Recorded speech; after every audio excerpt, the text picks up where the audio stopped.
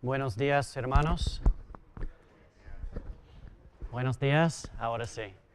Es un honor y un privilegio para mí estar aquí delante con otra oportunidad, ¿no? de participar en esta conferencia teológica de la Escuela Teológica de Granada.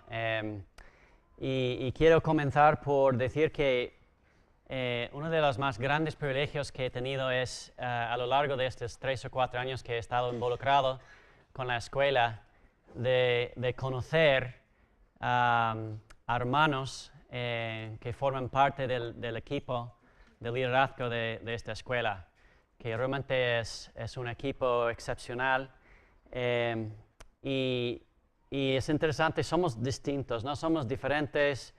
Venimos de distintas tradiciones cristianas, distintos países, diferentes lenguas maternas, pero yo he encontrado en este grupo a lo largo de esos años una armonía sorprendente que me anima mucho, ¿no?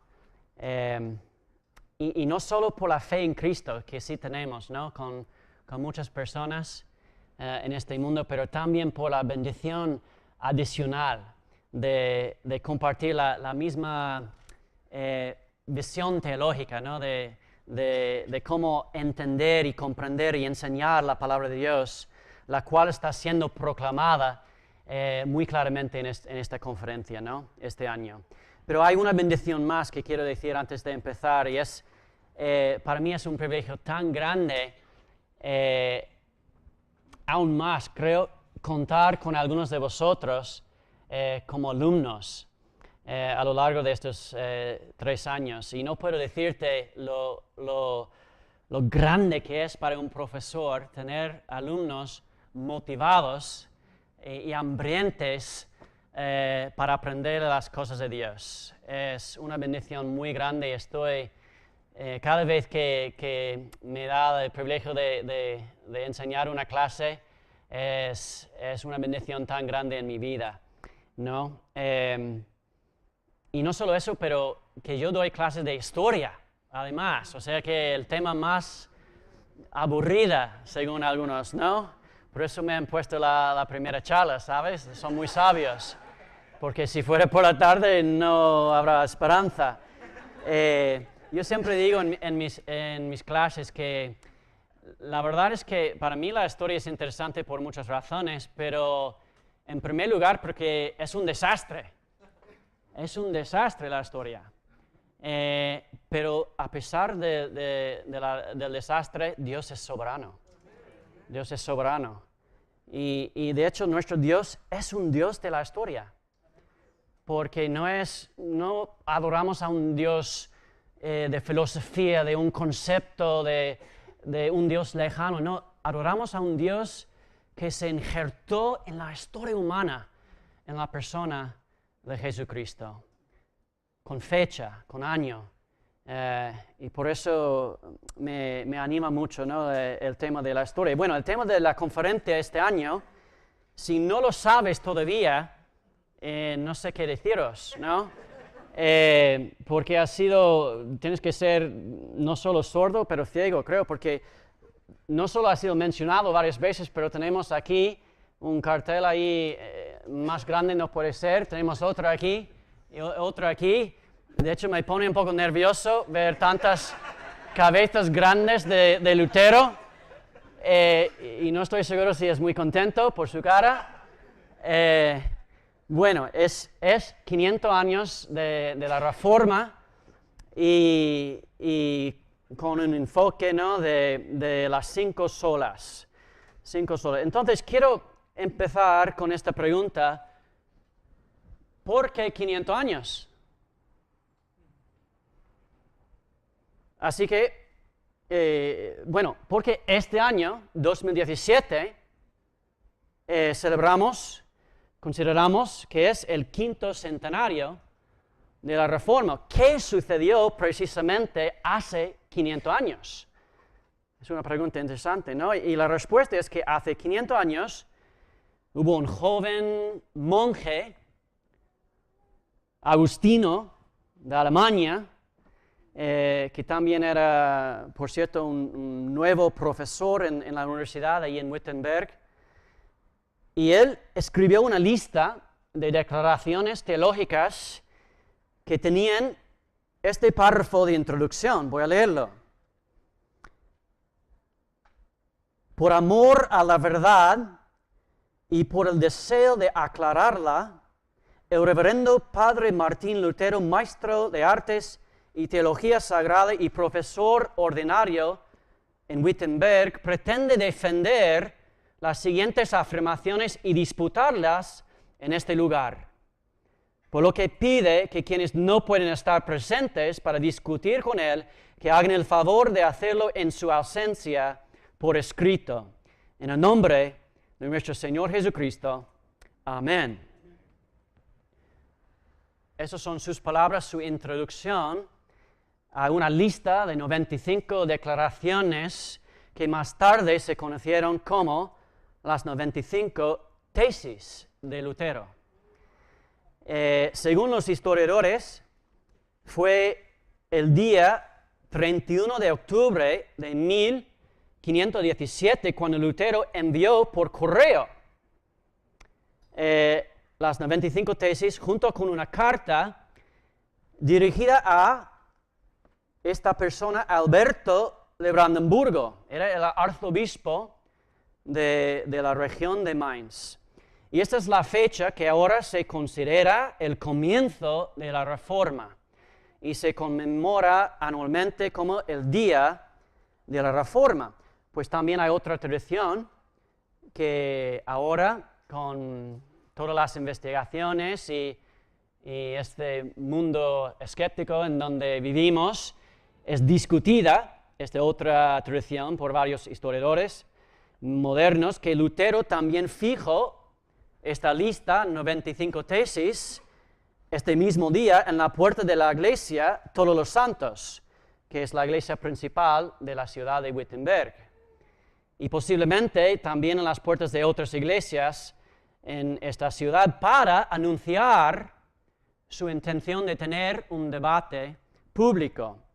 La verdad es que este hecho de poner las 95 tesis en la puerta de la iglesia, hay alguna duda, no se menciona en las más tempranas fuentes históricas, aunque ciertamente es posible que ocurriera porque habría sido conforme a la costumbre de la Universidad de Wittenberg, que requería un anuncio puesto en las puertas de las iglesias. Era como un tablón de anuncios, ¿no? Para cualquier debate público que iba a tener la universidad. Bueno, ya sea que Lutero lo hiciera o no, creo que nunca vamos a saber eso con certeza. Sin embargo, esta imagen de un joven Lutero clavando estas tesis en la puerta de la iglesia se ha convertido en el momento clave de la historia, en la imagen más famosa de la Reforma. Y lo que no se puede negar nadie es que las 95 tesis fueron rápidamente impresas, traducidas y distribuidas por toda Alemania e incluso toda Europa, lo cual saltó a Lutero a la fama y provocó un fuego, ¿no? de reforma y debate que todavía arde en este mundo. Pero mi pregunta es, ¿qué estaban escritos en estas 95 tesis? ¿Qué eran estas 95 tesis que Lutero escribió y envió y tal vez clavó en la puerta? ¿Contenían estas 95 tesis las 5 solas de nuestra conferencia? ¿O es que ellos vinieron más tarde? Y si fue más tarde, ¿cuándo se juntaron estas 5 solas de lo que estamos hablando? Bueno, quiero responder a la última pregunta primero, que de hecho fue el tema asignado para esta charla, la historia de estas frases que se llaman las 5 solas. Pero una cosa, siempre me gusta decir a mis alumnos, que ya he mencionado, es que no es fácil la historia. Tú entras en todos los detalles y hay muchas perspectivas y sobre todo vas a encontrar mucho pecado. Pero Dios es soberano. Y nuestras historias, si pensamos bien, son iguales, ¿verdad? Hay muchos detalles incluso de nuestras propias iglesias o nuestras propias vidas. Solo Dios sabe todo. Pero a pesar del lío, ¿no? Dios es soberano. Bueno, resulta que yo invertí horas y horas de investigación sobre el tema de dónde vinieron exactamente las 5 solas y me di cuenta de que es un tema tan complicado y amplio que es muy difícil resumir. Es análogo de pedir a alguien que cuente una breve historia de la Trinidad de Dios. Ya sabemos, ¿no?, que la palabra Trinidad no existe en la Biblia, ¿no? El concepto sí está ahí. Y está claro, ¿no?, que Dios es trino, solo que no se utiliza la Biblia la etiqueta, Trinidad. Y esto es cierto en otros casos también. Por ejemplo, la palabra Biblia no aparece en la Biblia, pero eso no significa que no existe la Biblia. Sí existe. Y es algo parecido con las 5 solas. Resulta que probablemente, históricamente hablando, fue solo hace unos 100 años que los eruditos comenzaron a referirse a las solas de la Reforma como una lista. Y empezaron con una lista de 3, de hecho, con sola fide, sola gratia y sola scriptura. Fe, gracia y escritura. Luego, unos añadieron una 4ª sola, la de solus Christus, solo Cristo, y finalmente, a partir de los años 50 del siglo pasado, fue agregado también la 5ª sola, soli Deo gloria. A Dios solamente sea la gloria. Desde entonces, pues ha sido como un refrán o una manera de enseñar y recordar estas grandes enseñanzas bíblicas de la Reforma por eruditos y pastores y profesores. A menudo hablan de las 5 solas de la Reforma. Es decir, que la lista de las 5 solas no fue utilizada en sí por los reformadores. Sin embargo, esto no significa que no existieron, simplemente no usaban la etiqueta.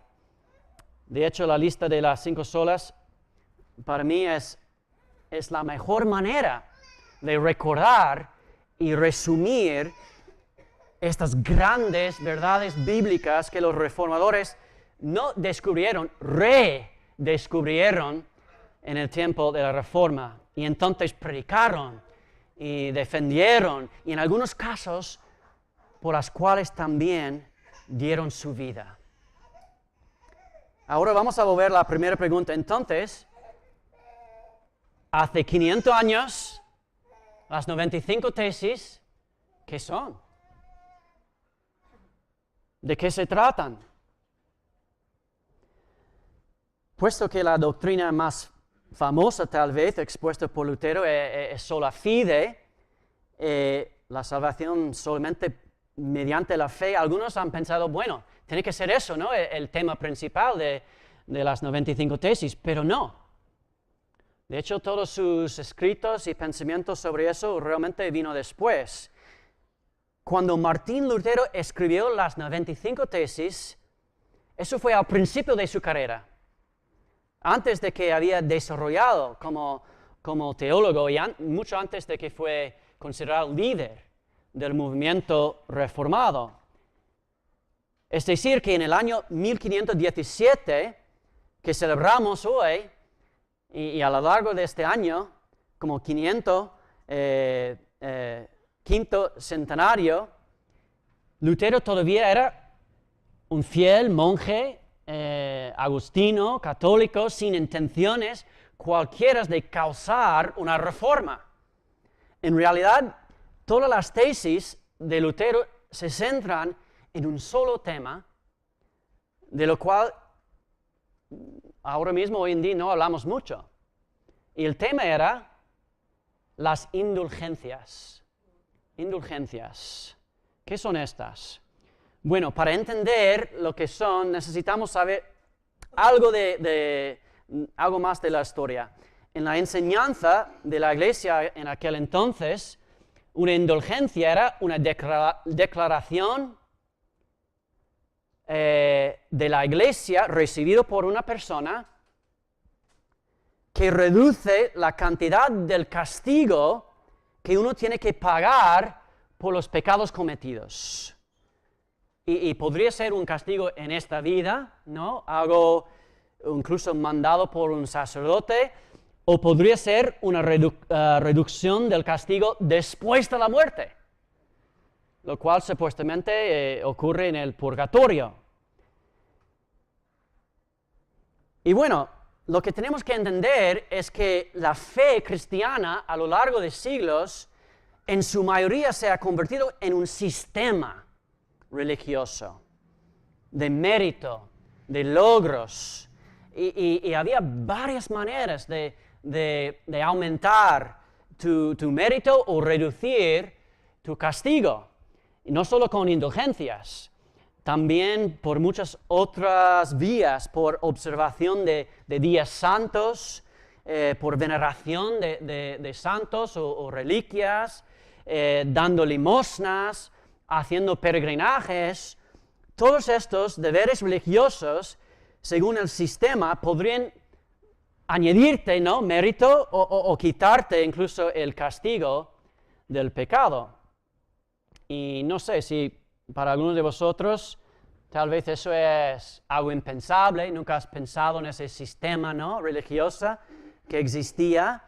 Suena, no sé, un poco loco, pero esto fue la realidad, el entendimiento común en Europa, ¿no?, en el sistema religioso. Y yo estaba pensando, ¿realmente ha cambiado tanto? Por lo menos, no estoy seguro si aquí en la región mediterránea ha cambiado tanto la cosa, ¿sabes? De hecho, no sé si podríamos poner en la pantalla la primera imagen, si tenemos. Quería mostraros algo que recibí yo hace 2 años. A ver si sale. Gracias, hermano. Es un certificado oficial que tiene mi nombre. Bueno, una forma de mi nombre. Dominum Aaron Nem Hicks, ¿no? Se pone M al final para, no sé, para que suene latín, ¿no? Pero te digo una cosa. Tiene el sello. Tiene una firma, tiene una fecha. Algunos de vosotros ya sabéis lo que es, ¿no? Yo recibí eso de una oficina oficial en una ciudad que se llama Santiago de Compostela. Al terminar el peregrinaje, ¿no? Por supuesto no creo en este papelito, es un pedazo de papel nada más, pero es genuino según la oficina. ¿No? De hecho, no sé exactamente lo que dice. Por eso no he arriesgado tanto, ¿no? En los últimos 2 años. Pero aquí está la cosa más asombrosa de las 95 tesis. Es que los historiadores, por ejemplo, dicen, Lutero en el momento de escribir las 95 tesis no era un hombre de convicción reformada. O sea que era un buen católico del sistema, un monje, y de cierto modo tiene razón. ¿No? En el momento de redactar esta tesis, estas 95 tesis, Martín Lutero ni siquiera estaba en contra de las indulgencias. Fíjate. No estaba totalmente en contra. Lo que estaba en contra era su abuso.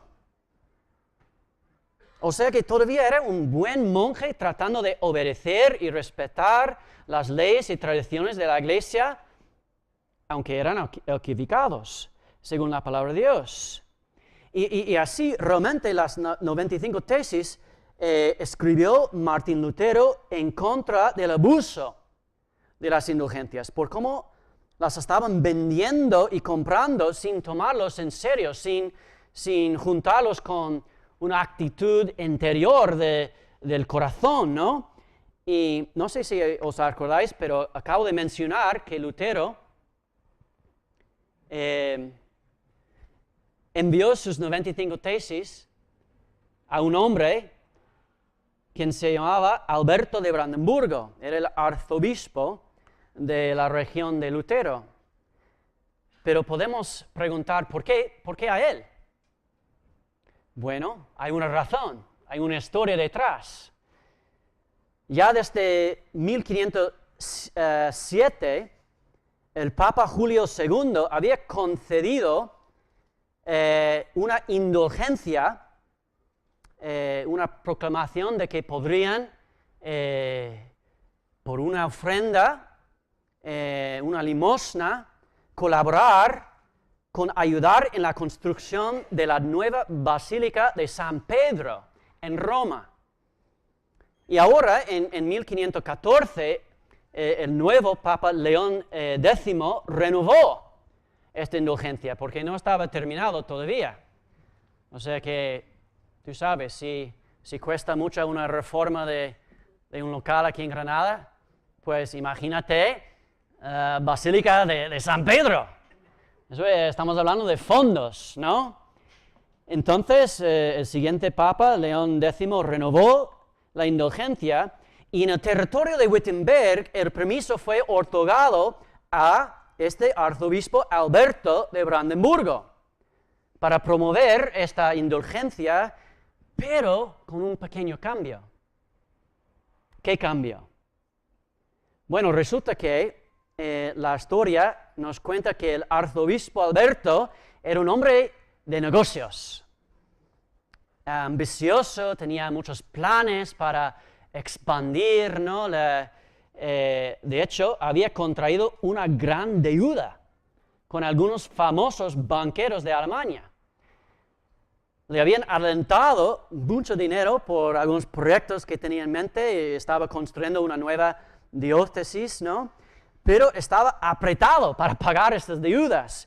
Entonces entró en un tiempo de negociaciones con los poderes de Roma y llegó a un acuerdo con ellos que él iba a promocionar la indulgencia para la Basílica de San Pedro, pero una novedad, la mitad de los beneficios de las ventas irían a los cofres del arzobispo y la otra mitad a las arcas de Roma. Y bueno, para lograr eso, ¿cómo lo hacemos? No es suficiente cualquier fulano, ¿no?, que va por la calle vendiendo estas cosas. Entonces, para asegurar una campaña exitosa, prestaron los servicios de un profesional y un experimentado recaudador de fondos que tenía el nombre Johann Tetzel. Johann Tetzel. Entonces fue contratado por el arzobispo y comenzó a ir por todas las ciudades, esta campaña, ¿no?, por todos los pueblos alemanes, incluso pequeños pueblos, y realmente lo que estaba haciendo él es aprovechar de la ignorancia de la gente pobre y humilde de Alemania y supersticiosa, ofriéndoles la opción de comprar el perdón de sus pecados. ¿Entiendes?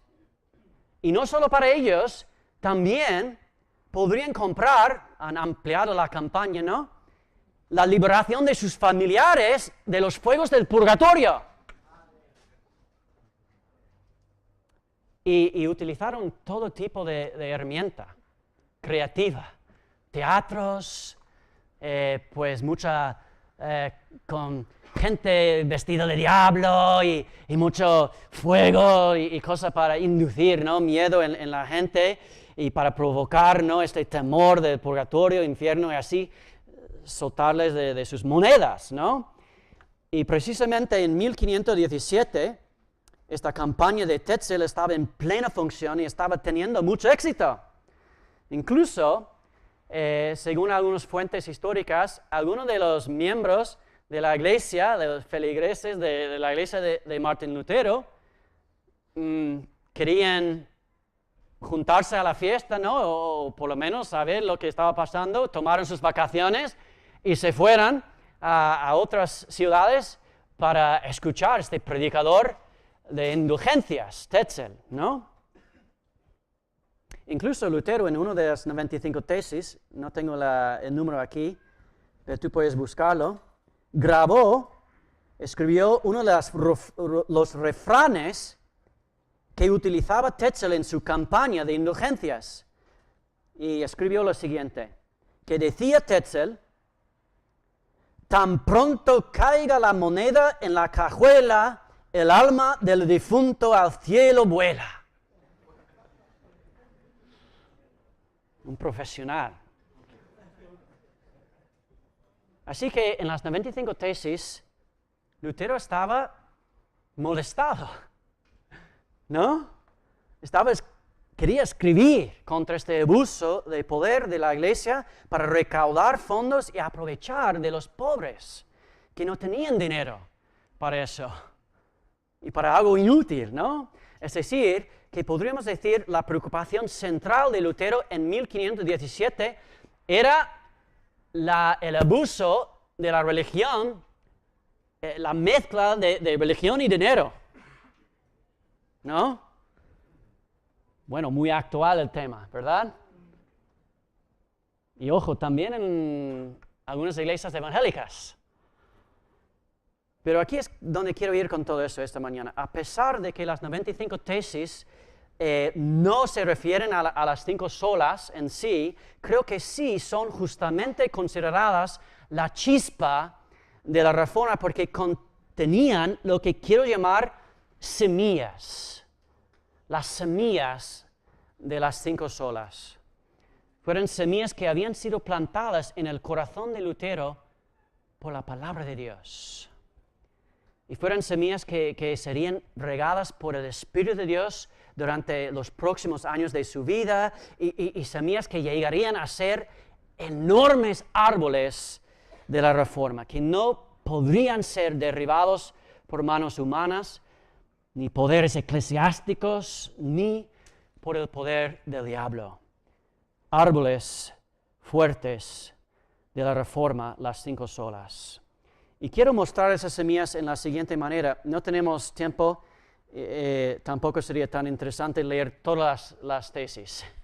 95 son muchas. Tal vez sería aburrido. Pero yo había pensado en daros una lista de los top 5, ¿no? Top 5 temas. De hecho, juntando, ¿no?, unos pares de tesis.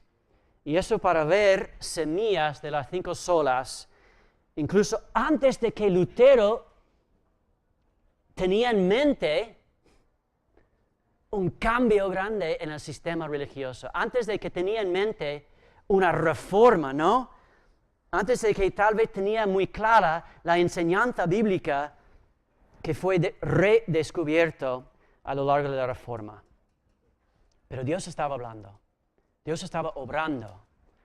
Y vemos en las 95 tesis, sí, semillas de las 5 solas. El primer tema que he elegido vienen de las primeras 2 tesis, que traducidos son así. Primero, empieza así Lutero sus tesis.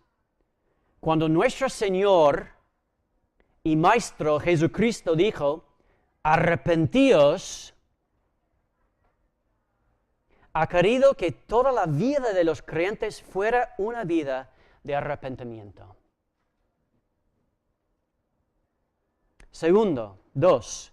Este término, arrepentirse, no puede entenderse en el sentido de la penitencia sacramental, es decir, de aquella relacionada con la confesión y satisfacción de pecado ante un sacerdote que se celebra por los sacerdotes.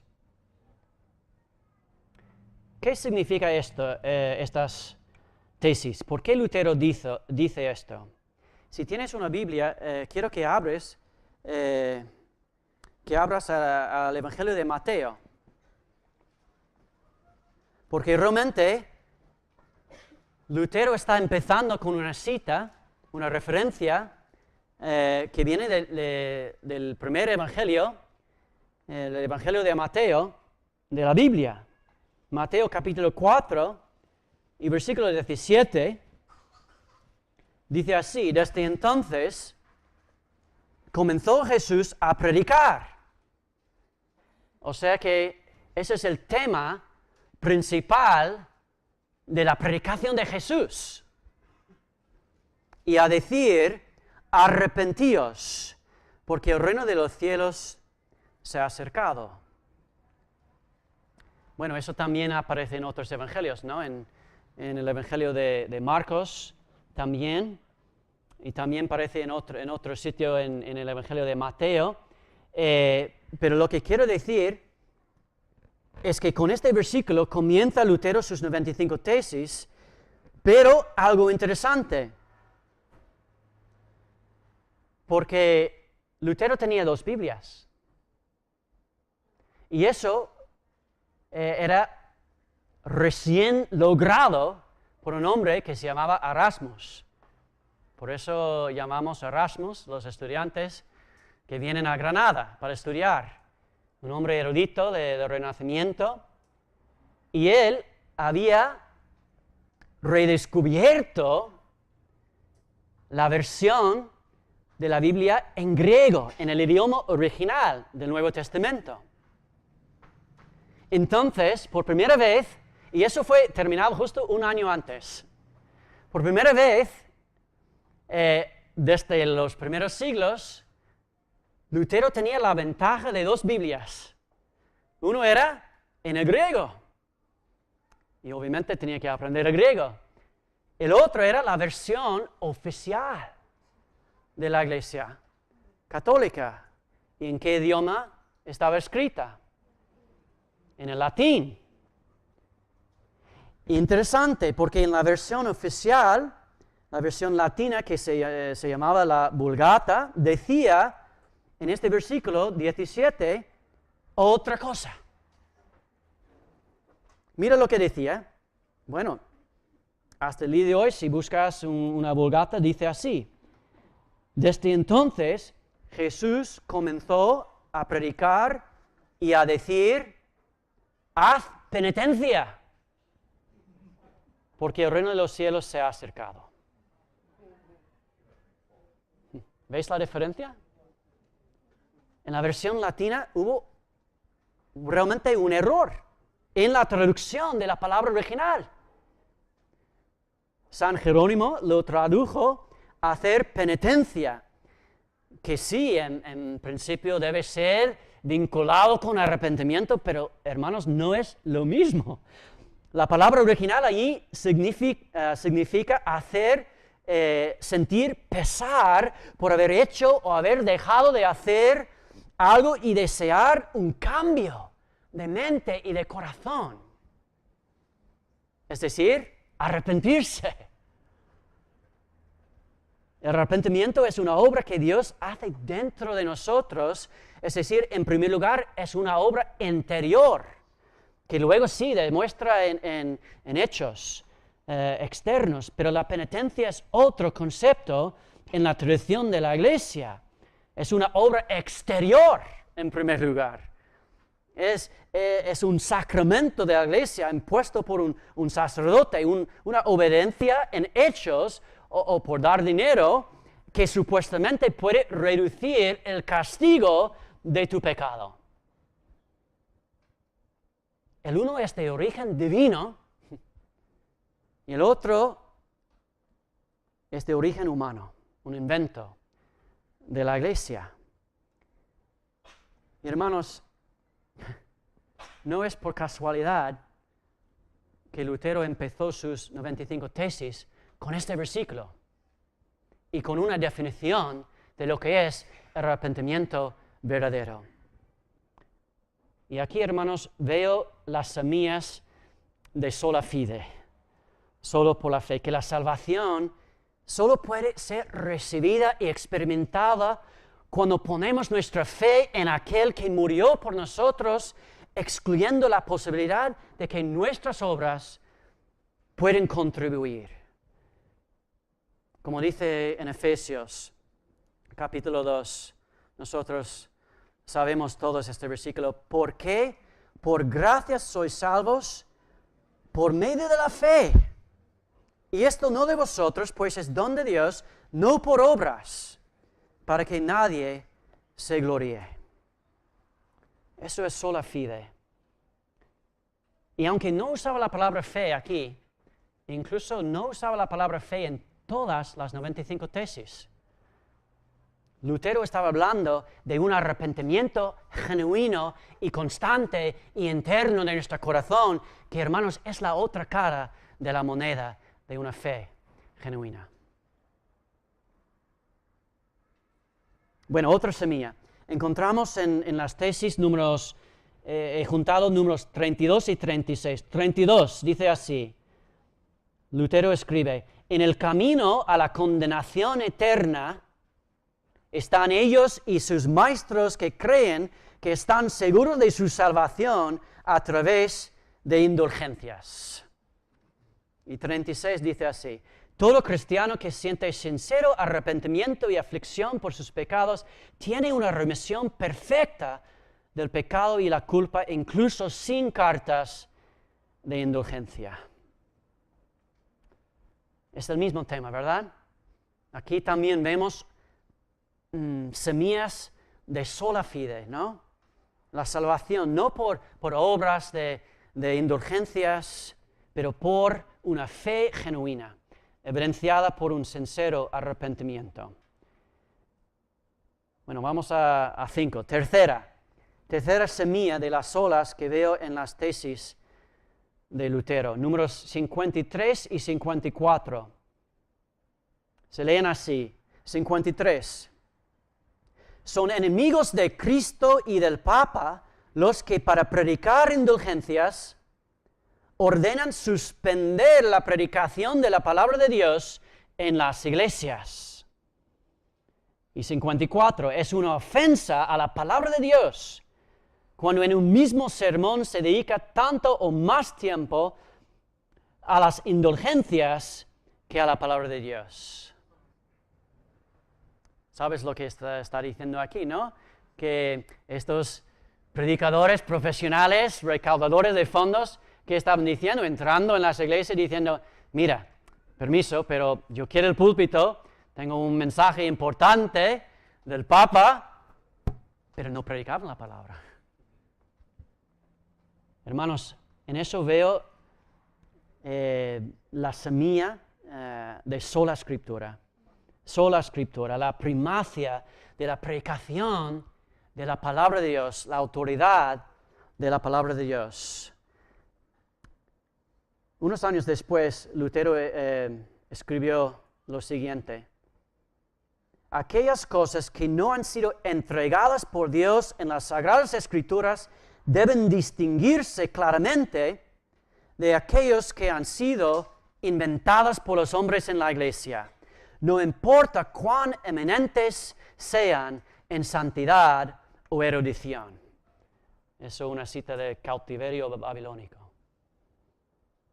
Bueno, como ya hemos escuchado ayer, ¿no? En la predicación, la enseñanza del pastor Israel, sola escritura, una de las solas de la Reforma, la palabra de Dios en su propio lugar, como máxima autoridad en toda fe, en toda práctica. Por tanto, nada que contradiga la revelación de Dios puede regular la vida del creyente. Además, la palabra de Dios debe ser central en la vida, no solo del individuo, pero también de la iglesia, como dice Lutero aquí, incluso del púlpito. Ya hemos mencionado, ¿no?, este versículo, 2 Timoteo, capítulo 3, versículos 16 y 17. Toda la Escritura es inspirada por Dios y útil para enseñar, para redarguir, para corregir, para instruir en justicia, a fin de que el hombre de Dios sea perfecto, enteramente preparado para toda buena obra. Así es sola Escritura. Bueno, cuarta semilla de las solas que podemos ver en las tesis. He juntado números 62 y 63. 62. Lutero escribió lo siguiente: el verdadero tesoro de la Iglesia es el santo evangelio de la gloria y de la gracia de Dios. Y 63. Empero este tesoro es con razón muy odiado, puesto que hace que los primeros sean los últimos. Hermanos, aquí veo semillas de sola gracia y soli deo gloria. La humildad del creyente ante la gracia y la gloria de Dios. Que no hay otro que debe tomar el lugar de la gloria de Dios. Sola gracia, la salvación es un don de Dios. Por tanto, es algo que el pecador recibe de forma inmerecida. Es basado no en sus propios méritos, no en su propio tesoro, como dice Lutero. El verdadero tesoro es el santo evangelio. Es basada en los méritos de Cristo, en su vida, en su muerte y su resurrección. Así es sola gracia. Soli deo gloria, el propósito de la salvación que recibimos es nada más que la gloria de Dios, glorificar a Dios, poner de manifiesto la excelencia y virtud de su carácter. Efesios capítulo 3 habla de eso claramente. Efesios, capítulo 1. Y empieza hablando de nuestras bendiciones espirituales. Efesios 1, versículos 3 a 6, dice así: bendito sea el Dios y Padre de nuestro Señor Jesucristo, que nos bendijo con toda bendición espiritual en los lugares celestiales en Cristo, según nos escogió en Él antes de la fundación del mundo, para que fuésemos nosotros santos y sin mancha delante de Él. En amor, habiéndonos predestinado para ser adoptados hijos suyos por medio de Jesucristo, según el puro afecto de su voluntad. Todo eso es nuestras bendiciones, nuestros beneficios del Evangelio. Y en versículo 6, el versículo clave, ¿para qué? Para alabanza de la gloria de su gracia, con la cual nos hizo aceptos en el amado. Eso es soli deo gloria. Bueno, vamos a hablar de eso en otra. Bueno, quinta semilla de las solas que veo en las tesis de Martín Lutero. Quinto y por último, he elegido los últimos dos. Lutero escribió lo siguiente, 94 y 95. 94. Es necesario exhortar a los cristianos que se esfuercen por seguir a Cristo su cabeza a través de penas, muertes e infierno. 95. Y a confiar en que entrarán al cielo a través de muchas tribulaciones antes de que por una falsa seguridad de paz. Aquí podemos ver semillas de solos Cristos. Solos Cristos. Todo es seguir a Cristo. Y no es necesariamente un camino fácil. No es algo que se puede comprar o vender, una falsa seguridad de paz. No. Dice aquí que vamos a pasar por muchas tribulaciones, hasta penas, muertes e infierno, pero que Cristo vale todo. Solo Cristos, Solus Christus. La salvación se encuentra solamente en Cristo, excluyendo así todo otro camino para llegar a Dios, como hemos predicado ya. Hechos capítulo 4 dice así, resumen esta enseñanza. Hechos 4 y versículos 11 y 12. Este Jesús es la piedra reprobada por vosotros los edificadores, la cual ha venido a ser cabeza del ángulo. Eso es el versículo que Lutero estaba citando en esta tesis. Y en versículo 12, y en ningún otro hay salvación, porque no hay otro nombre bajo el cielo dado a los hombres en que podamos ser salvos. Solus Christus. Solo Cristo. Para terminar, yo quiero decir que lo que más me sorprende en todo esto es que las 95 tesis, consideradas la chispa de la Reforma, son tan incompletas, tan carentes, tan suaves en comparación con los escritos claros y poderosos que más tarde surgen de la pluma de Lutero. Ya he mencionado que en algunas de las tesis, incluso el joven Lutero, en realidad escribe palabras de apoyo al concepto de las indulgencias. También palabras de apoyo al Papa como líder de la Iglesia del mundo occidental. Sin embargo, lo que para mí es una fuente de mucho ánimo es que la palabra de Dios ya estaba allí, puesto en el corazón de Lutero, teniendo su efecto. Y podemos ver las semillas de las 5 solas ya allí en las 95 tesis. Estas semillas serían regadas, ¿no?, por muchos otros pastores, predicadores, teólogos, creyentes, y también por el mismo tema que concluyó sus 95 tesis, por la persecución. 2 cosas más sobre Martín Lutero y termino. Primero,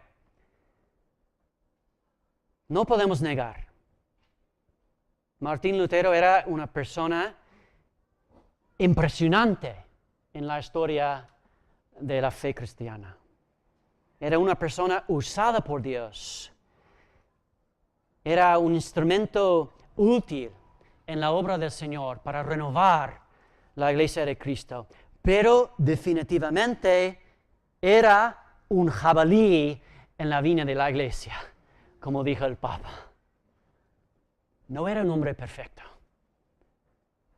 Y en estas conferencias no agarramos a ningún hombre, ni teólogo, ni persona, solo a Jesús.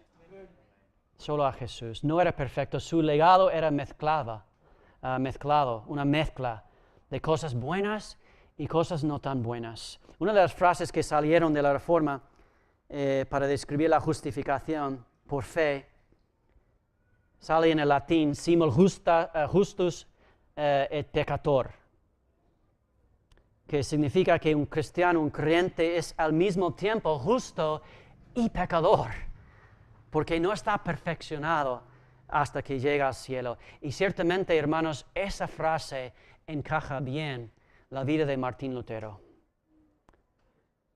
Era un creyente sincero, centrado en Cristo, en su evangelio. Era un hombre que sabía ser valiente, ¿no? Y ponerse de pie y enfrentar las autoridades con la palabra de Dios. Pero también un hombre con muchas imperfecciones. Al igual que el estudio de la historia, su vida a veces era un desastre.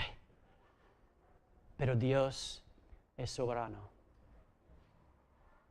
Y podemos leer muchas historias o cuentas sobre cómo la historia ha juzgado a Martín Lutero por sus errores y defectos, que sí, eran muchos, ¿no? Su aprobación de medidas muy fuertes contra las revueltas de los campesinos,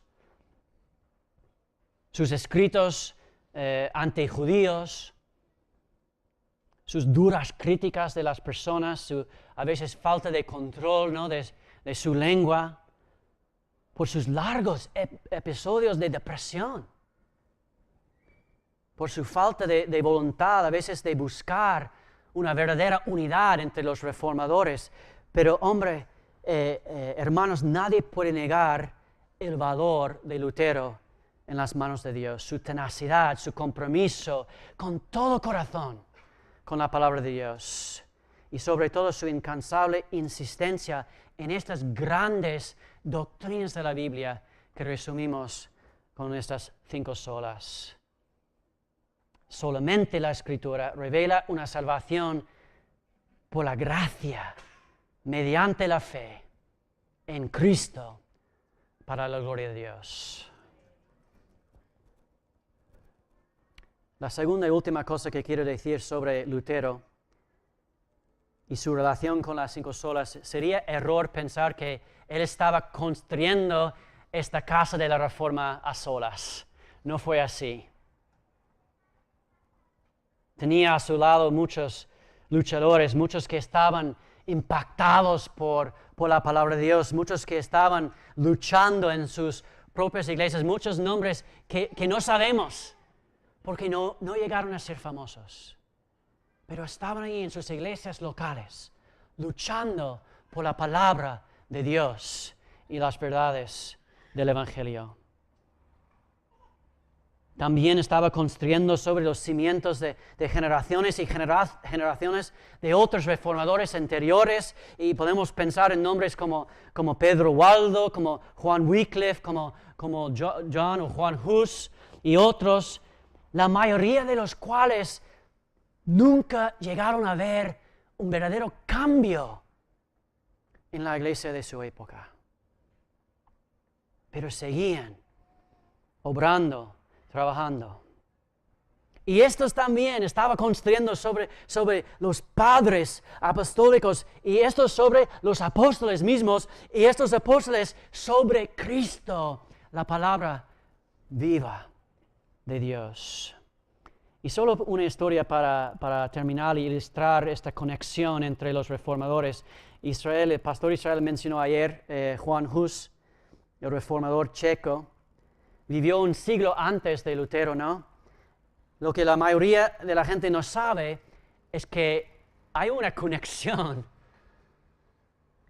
increíble entre este reformador Juan Hus y Martín Lutero, que no es casualidad, creo yo. Y para entenderlo, tenemos que ir a un siglo atrás.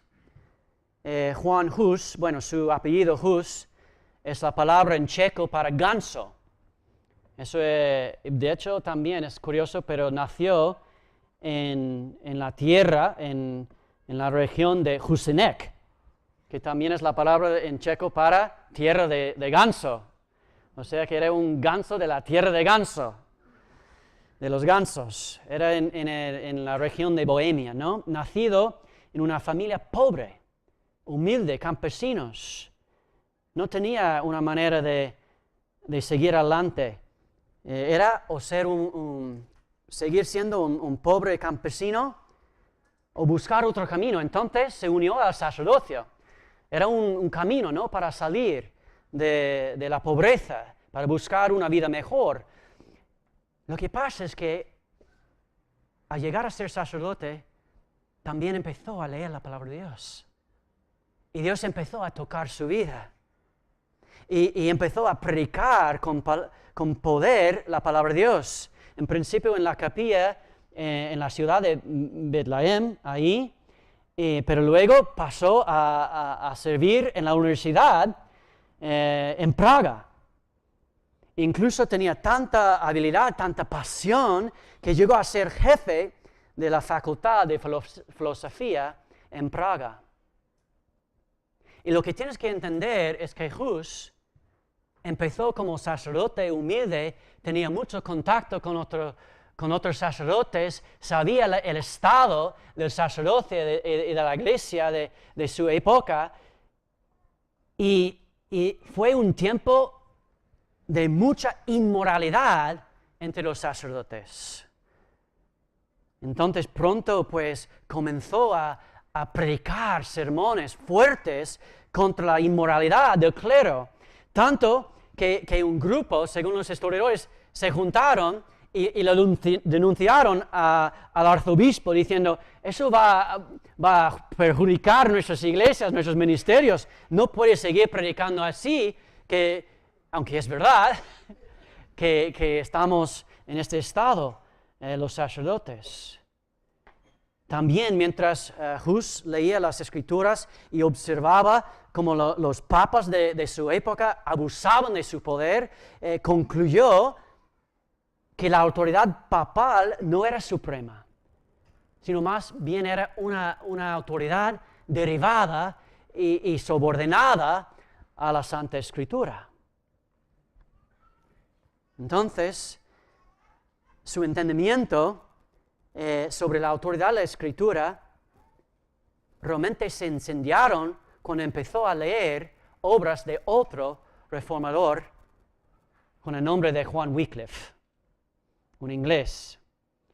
Y Hus empezó a enseñar contra muchos abusos y falsas doctrinas de aquel entonces, incluso contra las indulgencias, es que la gente de la iglesia no podrían participar en la Santa Cena. Él predicó en contra de eso, que sí debían poder participar en el pan y el vino. También predicó en la lengua común del pueblo, en la lengua checa, en vez del latín, que era costumbre, porque quería que ellos entendiesen la palabra de Dios. Bueno, para esta y otras predicas y intentos a reforma, pronto llamó la atención las autoridades de la iglesia y trataron de cerrar su boca, ¿no? Pero lo que pasa es que era tan popular ya y había llegado a tener la protección del príncipe local, entonces no podían hacer nada. Por último, Hus fue invitado al Consejo de Constancia. Al principio dijo que no, porque sabía, bueno, eso podría ser peligroso. Pero un colega le dio una promesa de salvoconducto, ¿no? Era un colega llamado Johannes Zacharie. Era un monje agustino, profesor de teología en otra universidad en Alemania. Pero resulta que fue una promesa falsa. Y tan pronto como llegó Hus, lo arrojaron inmediatamente en la cárcel. Se quedaron allí 6 meses hasta que le dieron un juicio, bueno, un simulacro de juicio. Se le ordenó retractarse todas sus enseñanzas, lo que rechazó, y finalmente en julio de 1415 fue quitado de sus vestidos, ordenado con un sombrero de burro, pintado con demonios y etiquetado arco hereje. Y dicen los testigos que mientras estaban haciendo todo eso a él, estaba orando en voz alta por sus enemigos. Luego le condujeron pasaron por una pila ardiente que eran sus libros. Y lo encadenaron a la hoguera. Y estaba allí encadenado como un perro. Y los testigos dicen que dijo, mi Señor Jesucristo estaba atado con una cadena más dura que esta por mi causa. Así que, ¿por qué debería avergonzarme de esta cadena débil? Las autoridades le dijeron una vez más que se retractara, pero él se negó, proclamando: lo que enseñé con mis labios, sellaré ahora con mi sangre. Y mientras las llamas subían, los testigos dijeron que él empezó a cantar una canción de alabanza. Y es en este momento que el secretario del concilio de la iglesia pronunció su sentencia de muerte con esas palabras: maldito seas, Judas, porque has abandonado los caminos de la paz. Te quitaremos ahora el cáliz de la redención. Pero inmediatamente respondió Jesús: podéis asar el ganso, pero dentro de 100 años se levantará un cisne cuyo canto no podrás silenciar. Una palabra de profecía, porque 102 años después, otro monje agustino llamado Lutero clavó las 95 tesis en la puerta de Wittenberg. Y es curioso porque, como mencionó ayer Israel, durante el debate de Leipzig, cuando Lutero fue acusado por los abogados de la iglesia como un seguidor de Hus, Lutero al principio rechazado ese título, decía: no, yo no tengo nada que ver con él, pero realmente porque no estaba informado de quién era, no sabía. Entonces, durante el descanso, se fue a la biblioteca para leer las obras de Hus, y cuando regresó anunció al concilio: de hecho, me había equivocado, que de hecho tengo mucho en común con la enseñanza de Hus. Y Lutero, más tarde incluso, se llamaba a sí mismo el cisne. Pero aquí es la última parte que no es tan conocida de esta historia. Esta estatua de Lutero se encuentra en todos nuestros carteles en la ciudad de Erfurt, en Alemania. Y es un lugar conocido como el hogar espiritual de Lutero. Fue el lugar donde Martín Lutero estudió cuando era joven, donde se unió a la orden agustina como monje y donde hizo sus votos para ser monje. Y la historia registra que fue ordenado de la manera habitual. ¿Cómo era? Acercarse al altar en la iglesia y postrarse, pues con la cabeza aquí enfrente en el suelo. Y luego se cubren los que van a tomar los votos con una manta realmente representa la muerte, ¿no? Y estaba ahí frente al altar. Pero hay algo curioso.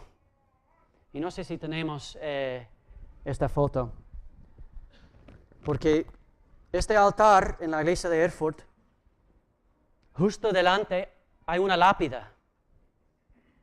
Sigue ahí. 500 años después. Es la misma lápida. Y esta foto encontré en el internet.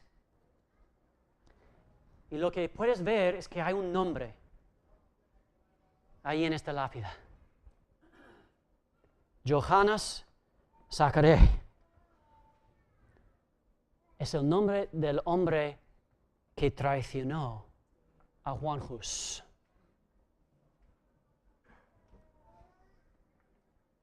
Y en esa lápida, Lutero habría repetido 3 veces esta frase de latín: Susvecto Domine secundum eloquium tuum et vivam. Sostén-mi, Señor, según tu palabra. Sostén-mi, Señor, según tu palabra. Sosténme, Señor, según tu palabra. La profecía hablada por la boca de Jesús se cumplió en la tumba de su traidor. Hermanos, Dios es soberano. Oramos. Padre, gracias por estas grandes verdades bíblicas tuyas. Señor, gracias que no son inventos humanos, pero son verdades que van a durar para siempre, porque tú, Señor, eres un Dios eterno. Señor, ayúdanos a entender más profundamente lo que enseña tu santa palabra. Señor, pido para cada persona aquí en esta conferencia, Señor, que tú nos des, Señor, no solo un entendimiento más profundo, pero un amor más verdadero, Señor, y sincero para ti. En el nombre de Jesús. Amén.